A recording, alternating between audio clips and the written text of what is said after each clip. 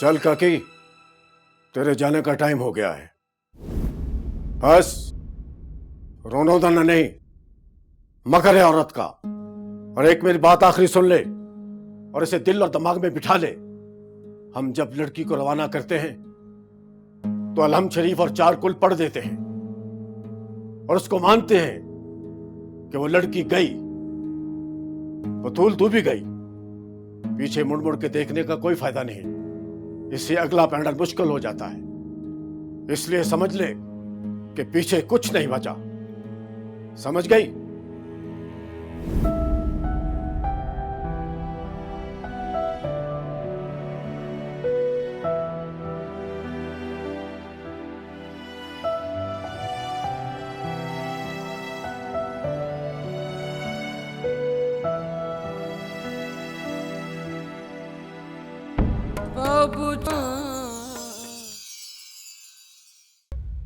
This is so humiliating. चोरों की तरह मैं उसके घर में छुपा हुआ था। तो अगर सामने चले जाते तो क्या कहते उसे? पता नहीं मैं क्या कहता, लेकिन it was very insulting. बहुत डरती है वो अपने बाप से। तुम्हारी कोई बहन नहीं है ना? अगर बहन होती तो फिर पता लगता। बात बातों में लड़कियां छुपाती हैं अपने बाप से ऐसी बातें।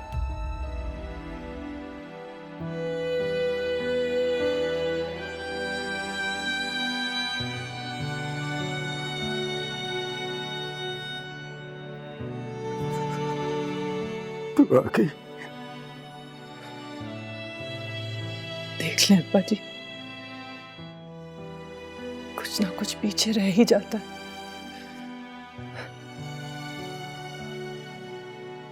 रह जाता है ना। 15 साल बाद,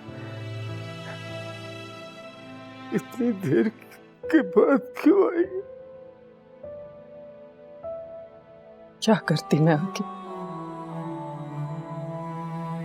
आपने तो अलहम शरीफ और 4 कुल पढ़ लिए थे। मैं उस कब्र से निकल के यहाँ क्या लेने आती? मुझे माफ कर दे बेटी, माफ कर दे अपने अब्बा को। अब्बा जी, बंदे में इतनी सकत कहाँ कि वो माफ कर सके और सजा दे सके। ये तो रब करता है।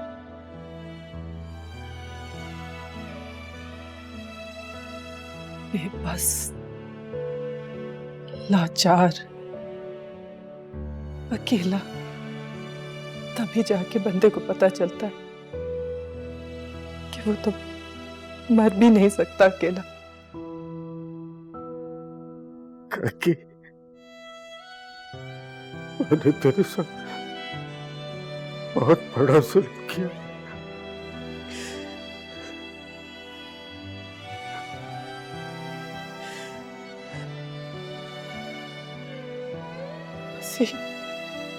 एक आखिरी सच बोल दे। आपको पता था ना कि अकबर अली मुझसे ब्याह नहीं करना चाहता, फिर भी आपने मुझे उससे ब्याह दिया। इसलिए क्योंकि आपने ज़बान दी हुई थी और आपको बरादरी में और अपने मुरीदों के सामने अपना शिमला बचाना था। इसलिए आपने अपनी काकी को 4 कुल पढ़ के रवाना कर दिया।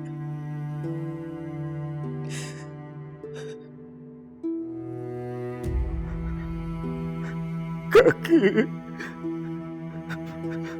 मुझे माफ कर दे, मुझे माफ कर दे,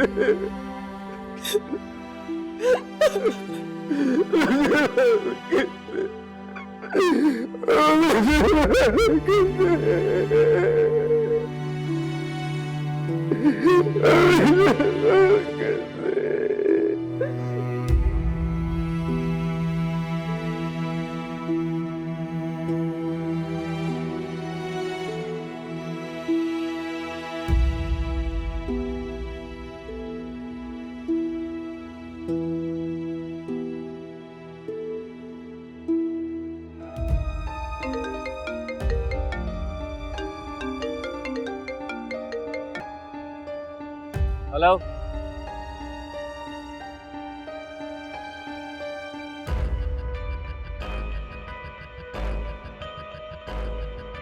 किसी कॉल की बात?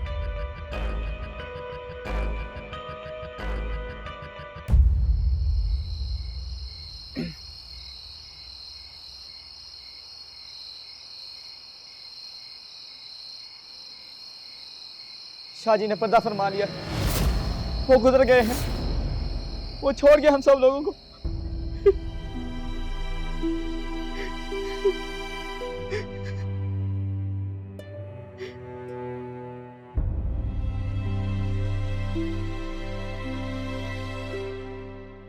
सुनो भैया सुनो, शाहजी के आखिरी हुक्म सुनो, और यही इनकी वसीयत भी है। ये सब कुछ इनकी इकलौती बेटी बतूल बीबी का है। ये घर, ये आस्थाना और शाहजी की गद्दी और सब कुछ, इस सब के वारिस और जानशीन अब बतूल बीबी है।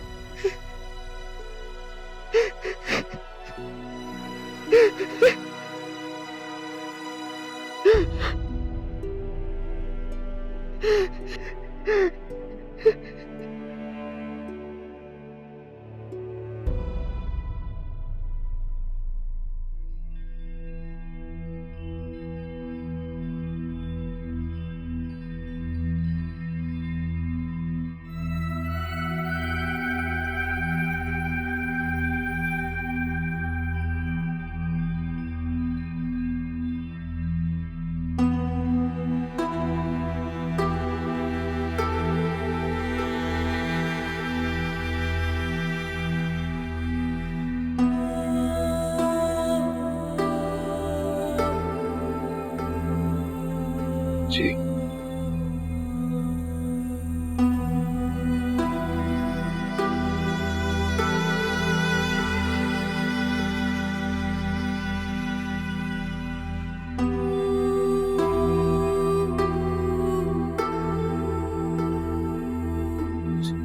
जो हुक्म।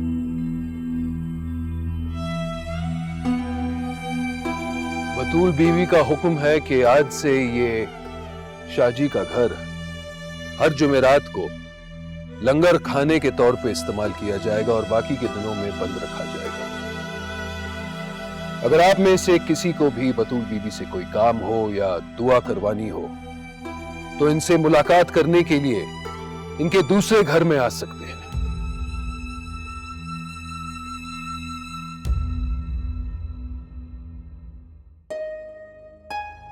देख रहे हो अपने बाप को, जैसे बतूल के सामने गुलाम इतने गुलाम बने खड़े हैं। बेटी को उस लिबास हमारे घर को एक मजार बना देंगे। पता नहीं अम्मी, मुझे तो कुछ समझ नहीं आ रहा। सब समझ गए तो फिर आए, सलाम दुआ करें और निकल जाए।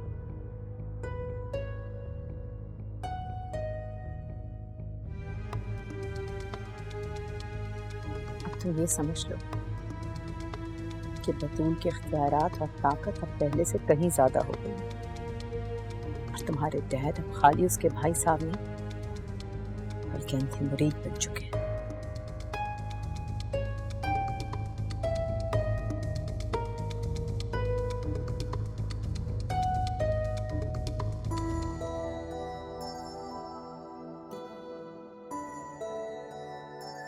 खुदा ने मेरी बहन को इसके सब्र का इनाम दिया, ये मनसब मुबारक हो।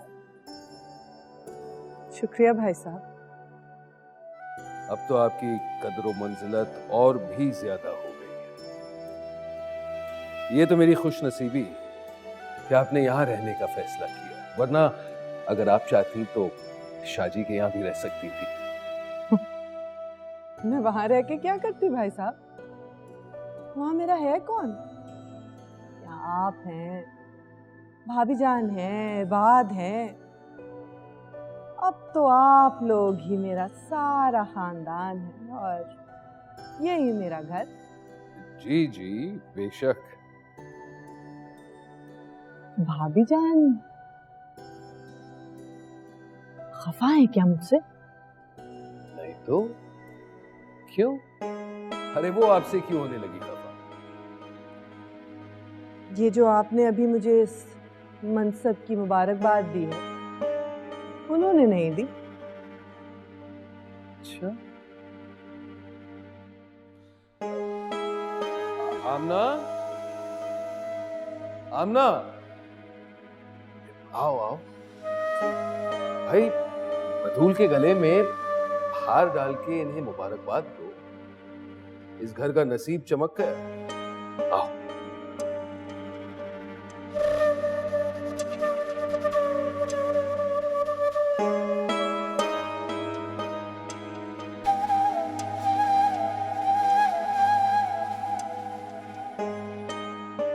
बहुत मुबारक हो तुम्हें बतूल। शुक्रिया भाभी जान। मैं दुआ करती हूँ कि खुदा आपको जमाने की सर्द गर्द से बचा के रखे। आमीन।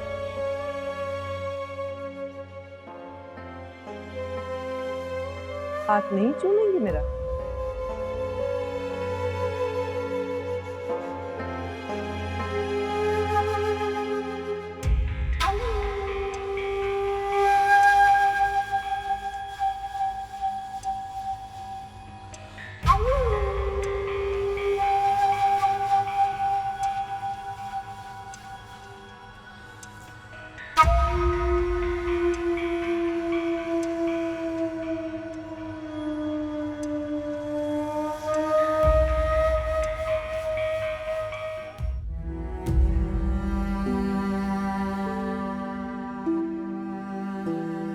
क्या इनकी फैमिली में से कोई भी आ रही है?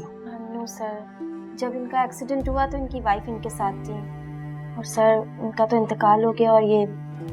ओह, वेरी सैड। देखें, इनकी फैमिली से राब्ता करें और जितनी जल्दी हो सके उनको यहाँ बुलवाएं, क्योंकि इनकी कंडीशन अच्छी नहीं है और उनको बताना बहुत ज़्यादा ज़रूरी है। ठीक है? जी सर।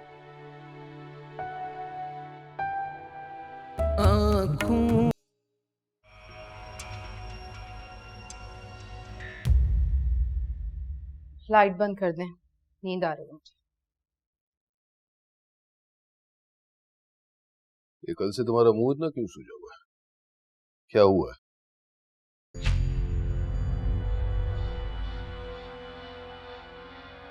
आप मेरी तरफ भी देखो। कमाल, हैरत हुई जान। अब बता भी दो क्या बात है।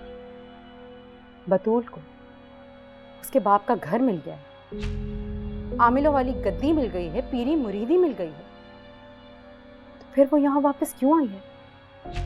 यहाँ क्या कर रही है का क्या मतलब? मतलब ये कि जब बतूल को अपने बाप के तरके में घर मिल गया है, जायदाद मिल गई है, सब कुछ मिल गया है, तो उसे वहीं रहना चाहिए ना, अपने बाप के घर। उसका यहाँ क्या काम? शायद तुम भूल रही हो आपना, लेकिन ये भी उसी का घर है।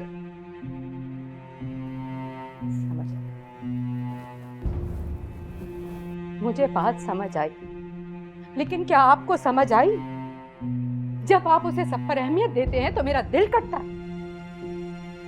क्या मेरी कोई अहमियत है आपकी जिंदगी में? ये बात की कोई अहमियत है? कैसी अहमकाना बातें कर रही हो? अहमकाना बात नहीं कर रही दिला। आप बतूल की हर बात को अहमियत देते। घर आते हैं सबसे पहले दीदार उसका करते हैं। खाने की टेबल पर जब तक फोन आ जाए आप खाना शुरू नहीं करते। उसकी हर बात हर पे आखिर होती है। क्या समझते हैं? क्या समझते हैं मुझे पता नहीं चलता। उल्टी खोपड़ी, क्या पता चला है तुम्हें? कुछ नहीं नहीं, तुम कुछ कहना चाहती तो साफ साफ क्यों नहीं कहती? ओहो आमना, जो कहना चाहती हो साफ साफ कह दो, वरना नींद नहीं आएगी तुम्हें। सिर्फ याद दिलाना चाहती, वो आपके मरूम भाई की बेवा है और 15 साल से आपके हवासों पर सवार है। वो आपको भाई साहब, आप उसे बहन मानते हैं, लेकिन क्या आमना? लेकिन ये कि आप दोनों बहन भाई नहीं हैं।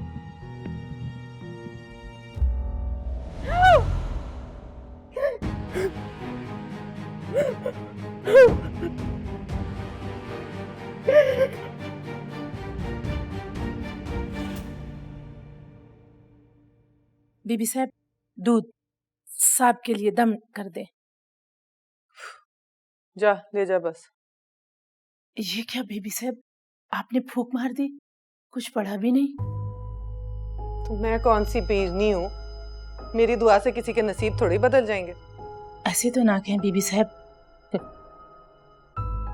पहले ही गले में बेवकी का तौक लटका हुआ था, अब ये नई मुसीबत ने आके घेरा तंग कर दिया मेरा।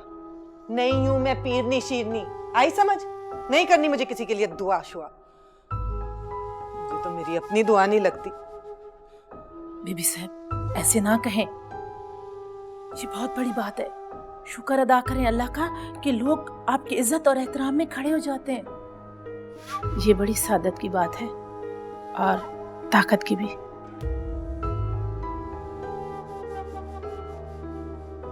दम करें।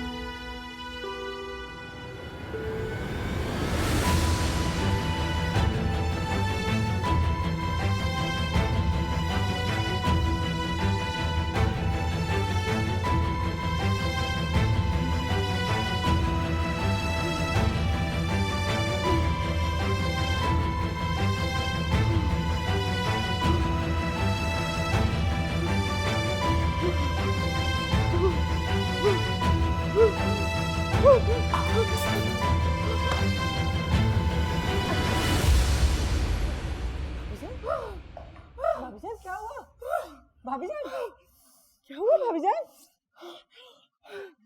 इबाद, भाई साहब, इबाद, कोई है? इबाद, बस भाभी जान, बस आप आए।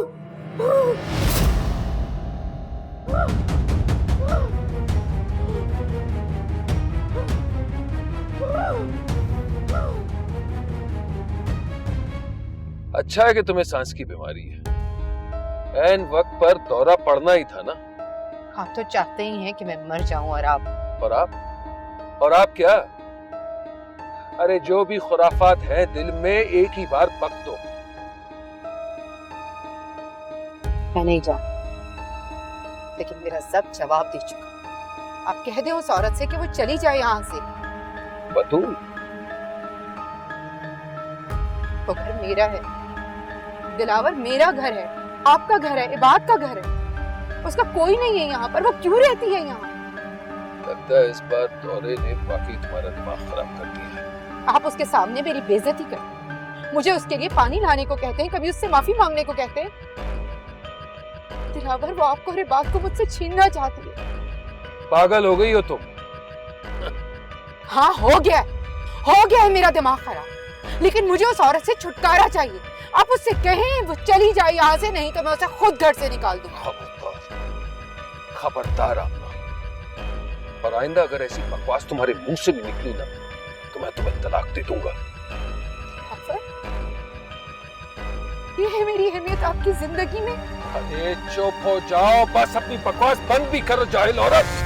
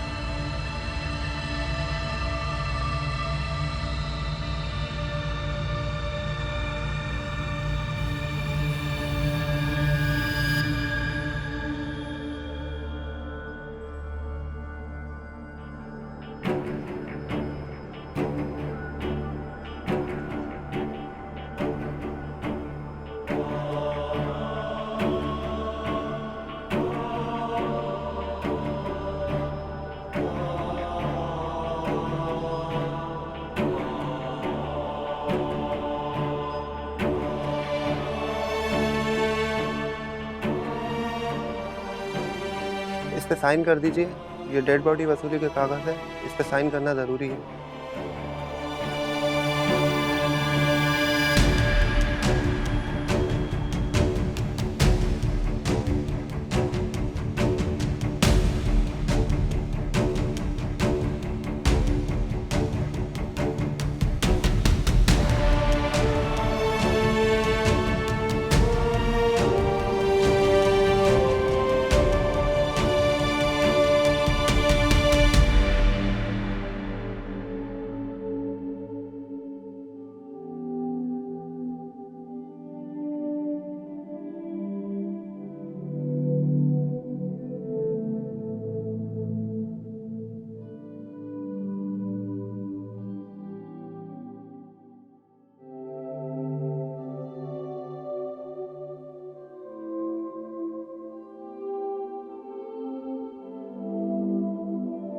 हाय हाय, मैं मर गई। किसकी नजर खा गई मेरी बहन को? उन जालिमों को मौत क्यों ना आई? मेरी बहन का हंसता बसता घर उजाड़ दिया।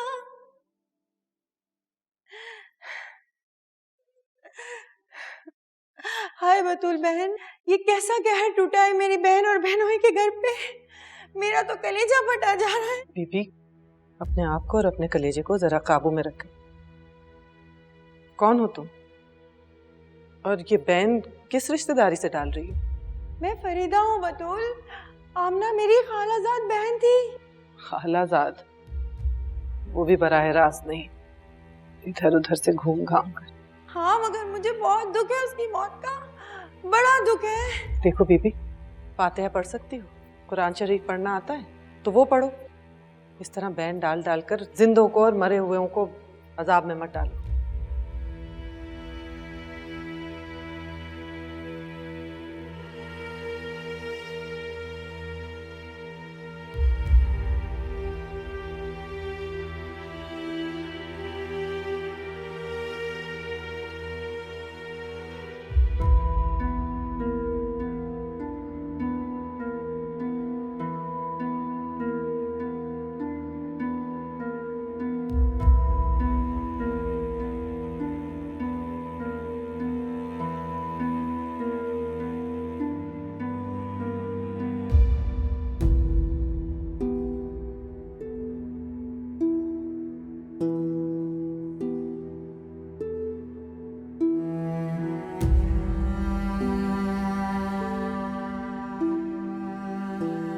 क्या इनकी फैमिली में से कोई भी आ रही है? नो सर, जब इनका एक्सीडेंट हुआ तो इनकी वाइफ इनके साथ थी, और सर इनका तो इंतकाल हो गया। और ये वेरी सैड। देखें, इनकी फैमिली से रब्ता करें और जितनी जल्दी हो सके उनको यहाँ बुलवाएं, क्योंकि इनकी कंडीशन अच्छी नहीं है और उनको बताना बहुत ज़्यादा ज़रूरी है। ठीक है? जी सर।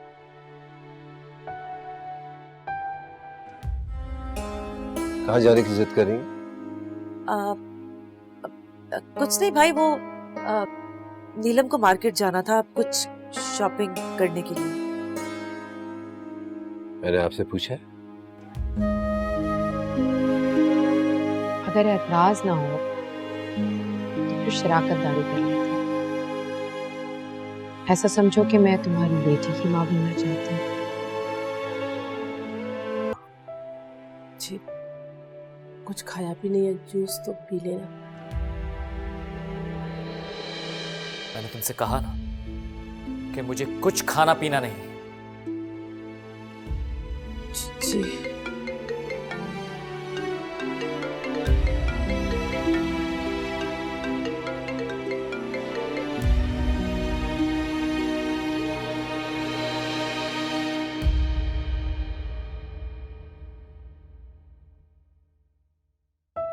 मौत जिंदगी की मंजिल है, बहुत ही तारीक मंजिल। हम अपने प्यारों को अपने हाथों से खुद अंधेरों के सुपुर्द कर देते हैं और ये भी नहीं जानते कि आगे उनके साथ क्या होने वाला है। मुझे पता है तुम अपनी माँ के दो नाक सदमे से दो चार हो, लेकिन जिंदगी और जिंदगी की तमाम मुश्किलात अपनी मुंह भारे तेरी तरफ बढ़ रही हैं। लेकिन तुझे जवान मर्दी के साथ इन सब का मुकाबला करना होगा। चाची, मुझे हॉस्पिटल जाना है, डैड को देखने। भाई साहब, मेरे प्यारे भाई साहब, बहुत जरी आदमी है, अपने नाम की तरह बहादुर और सख्त जान। बेदर्दी से उन जालिमों ने उनकी जान लेने की कोशिश की, लेकिन मुझे पता है ये कुछ नहीं होगा, वो जिएंगे, देख लेना। कौन है जो तुम्हें इस मुसीबत की घड़ी में भी? हॉस्पिटल से फोन है, मुझे जाना होगा डैड को देखने।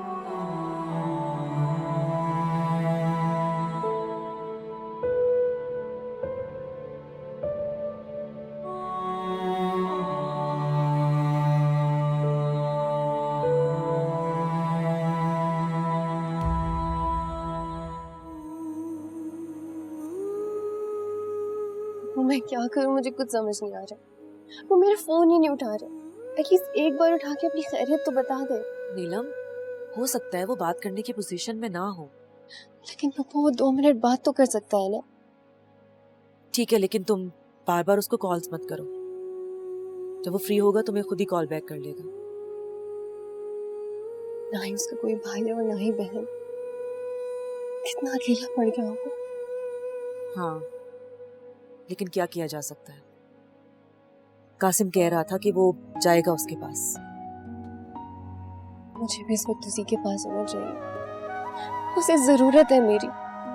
वो किसी से बात तक नहीं करता। पता नहीं उसने कुछ खाया भी है कि नहीं। देखो नीलम, मुझे पता है तुम उसके लिए बहुत परेशान हो, लेकिन तुम्हारी इस परेशानी का कोई फायदा नहीं है। तुम उसके लिए कुछ भी नहीं कर सकते, उसका गम भी शेयर नहीं कर सकते। इतनी अच्छी थी उसकी अम्मी, इतनी प्यारी थी। एक ही बार मुलाकात हुई थी, वो भी इतनी टेंशन में मिली थी मैं कि उनसे मैं बात नहीं कर सकी थी। वक्त जब नामेहरबान हो जाए ना, तो अपने पीछे बहुत सारे पछतावे और मलाल छोड़ जाता है। और वैसे भी उस घर में तो आमना ही थी जो ये बात के साथ थी, और अब तो वो भी नहीं रही। उसके अब्बू की क्या हालत होगी? फैसल बता रहा था कि हॉस्पिटल में है वो और काफी सीरियस है। वो प्लीज मुझे बात के पास जाना, उसके पास ले चले। पागल हो गई हो क्या? उसके घर में उसके रिश्तेदारों का और जानने वालों का तांता बंधा होगा।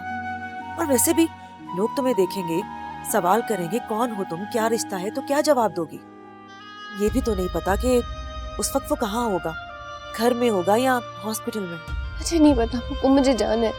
और कौन पूछेगा इस हालत में? मुझे जाना है बस। अच्छा, और तुम्हारे बाबा? और तुम्हारे बाबा तुमसे पूछेंगे कि कहाँ जा रही हो तो क्या जवाब दोगी? क्या बात है? भाई, अस्सलाम वालेकुम। अस्सलाम वालेकुम बाबा। वालेकुम।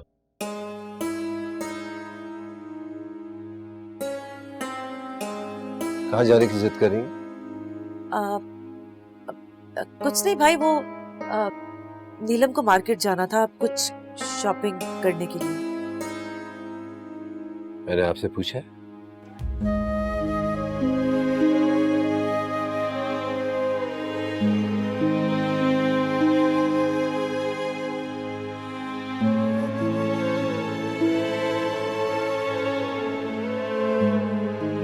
नीलम, मैं आपको पहले भी बता चुका हूँ कि मुझे आपका सूफी के साथ बात करना अच्छा नहीं लगता। जाए अपने कमरे में।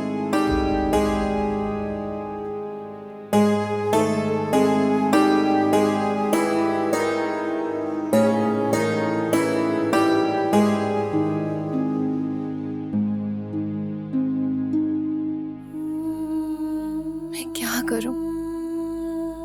मैं बाद में आना चाहती हूँ आपके पास, लेकिन आई एम सॉरी बात, आई एम रियली सॉरी।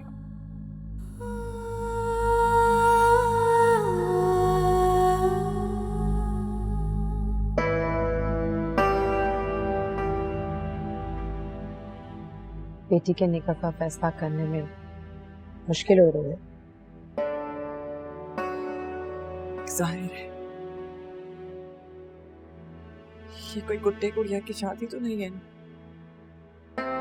वो मेरी बेटी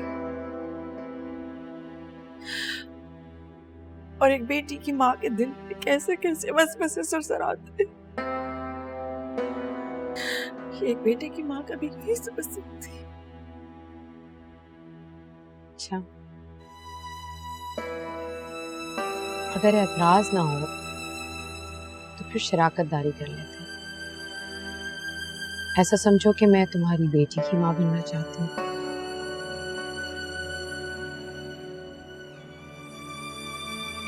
मेरा बेटा तुम्हारी बेटी को पागलों की तरह चाहता है नफीसा। वो उसके साथ खुशियां बांटने के ख्वाब नहीं देखा तो उसके हिस्से के गम और मुसीबतें बांटना चाहता है, कम करना चाहता है। ऐसा ना करो नफीसा, कोई रोने का वक्त नहीं है। मैंने कभी सोचा भी नहीं था कि मैं अपनी बेटी की शादी की बात इस तरह किसी हॉस्पिटल की राहदारी में खड़े होकर करूंगी। अच्छा चलो, तो फिर रिश्ता नहीं, अदले बदले की एक डील करनी। तुम मेरा बेटा रखो, बदले में अपनी बेटी दे दो। मैं जिम्मेदारी लेती हूँ नीलम की हर खुशी की। जब हवाओं का रुख बदलेगा ना और हालात मवाफिक होंगे, ये बात नीलम को फूलों की सेज पे बिठा कर रखेगा। नफीसा, क्या तुम नहीं चाहती कि नीलम को बहुत अच्छा शौहर मिले, उसे वो सब कुछ मिले जिससे मैं और तुम महरूम रहे? मैं चाहती हूँ, बिल्कुल ऐसे ही चाहती हूँ कि सब हमारे हालात कब सुधरेंगे। बदलेंगे, मेरा एतबार करो, मैं बदलूंगी। मैं बात के डैड को लेकर आऊंगी, मैं बनाऊंगी। तुम देखना, मैं उन्हें तुम्हारे घर लेकर आऊं। हम नीलम का हाथ बिल्कुल वैसे ही मांगेंगे जैसे मांगना चाहिए। मेरा एतबार करो। शादाब भाई को भी मैं कायल करूं, मैं बनाऊंगी उन्हें। अगर जरूरत पड़ी ना, मैं अपना सर उनके कदमों में रख दूंगी। मैं मांग लूंगी नीलम को, प्यार करो मेरा।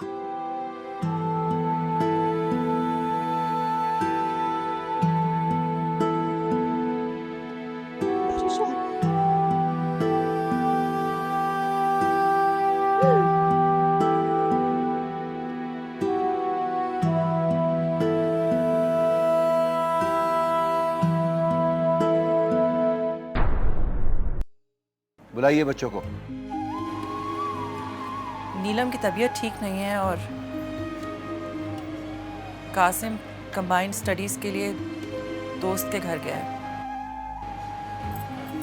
और आप अपनी बहन को पिछले 15 साल से खाने की मेज पर बैठने नहीं देते।